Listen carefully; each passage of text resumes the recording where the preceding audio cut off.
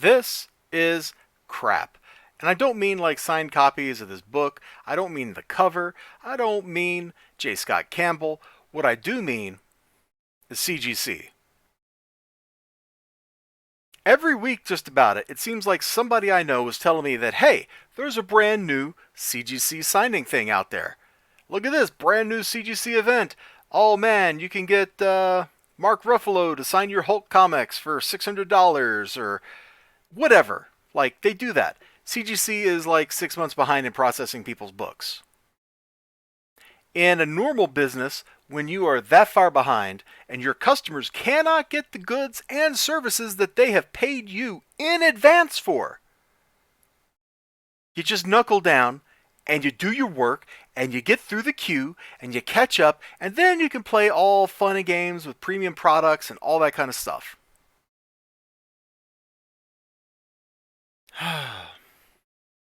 Also, normally, the rules around CGC signings, or signature series, I should say, is that CGC has to witness the signature, or it has to be sent directly from the person who signed it to CGC. So normally, the way this kind of thing works is not J. Scott Campbell sends me the book I've purchased with the signature scrawled on the cover, and then I send it to CGC, and then CGC sends it back to me. That's not usually how this works. I know this because the Rags Discord, that Rags community, has been bitten several times when the writer, Brian Ball, has signed books for people, sent them like the statement or the paperwork that says, hey, this is signed by me. I forget what that form looks like. He showed it to me one time. And sent it to CGC, and CGC has been like, no, you're getting the wrong label for that. You are not getting a signature series. You're getting somebody scrawled something on your cover color. But here, apparently, if your name is J. Scott Campbell and you have this fancy schmancy certificate of authenticity for X-Men #1 AP exclusive, they'll do it for you. This is the effect of clout. This is the effect of being somebody. You can bend the rules. You can get people to break their own rules for you. And CGC, they're just looking at this and they're just like, yeah, we're going to make a lot of money. Now, they do know there's only like 300 of these things floating around out there. I don't know if the books themselves are individually numbered, but they might be. The certificate of authenticities are certainly numbered from the picture right there. So this might be a special case and they're taking special precautions, but frankly, CGC is a clown show. They absolutely are. I have seen a whole stack of books that came directly from the publisher that were sent to CGC, and they came back restored. The books literally just came from the print shop.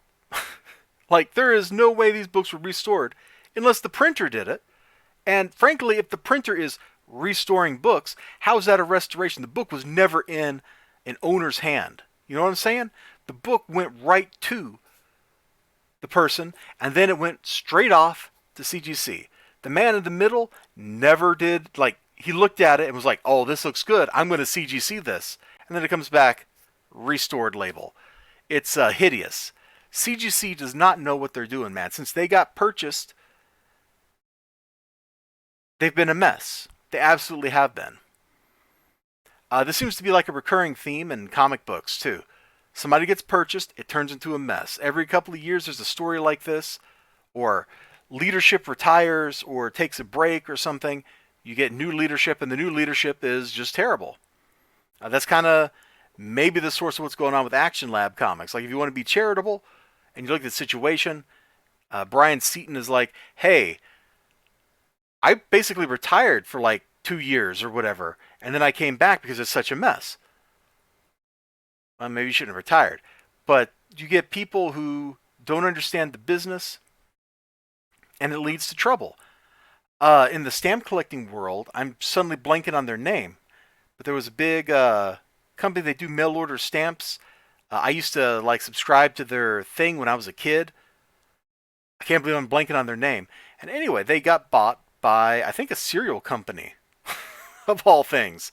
And the new management installed by that company to run them treated stamps like a commodity. Oh, well, we don't have a 1957 whatever. Let's order some. Which in a collectible business, you can't do that because the price probably went up since you sold out of whatever you were selling, you know? You can't always guarantee you're going to be turning a profit. And so that led to financial trouble for them. Oh, I don't know. If you have rules, the rules should be consistent. People should always be able to rely on, hey, CGC signature stuff works this way. When you start muddying the water like this, it's going to come back and hurt your business because it reduces trust. And CGC does not have a monopoly. There's PGX and CBCS out there. There's probably other companies that are waiting in the wings to like get into this business because I'm sure there's other companies that grade cards, video games, all that kind of stuff. And they would probably like a share of this money. Of this, hey, let's get Chris Evans to sign Captain America books at $500 a pop. Like, that is lucrative, man. That is potentially a lot of money because he signs, say, 100 books at $500 a pop. That's $50,000. That is not an inconsequential chunk of revenue. And even if he takes half of it, you're still left with 25 grand. Like, it's a ludicrous amount of money. It is pure profit. Because those slabs are not that expensive. I looked, I could buy like a slab on my own for like $10 to put a book in if I wanted to. So, there you go. Here's the latest CGC shenanigans. Check it out. And in the meantime, you all take care of yourselves. You have a great day, great night, great whatever you've got going on. Hope to see you again next time. Until then, bye-bye.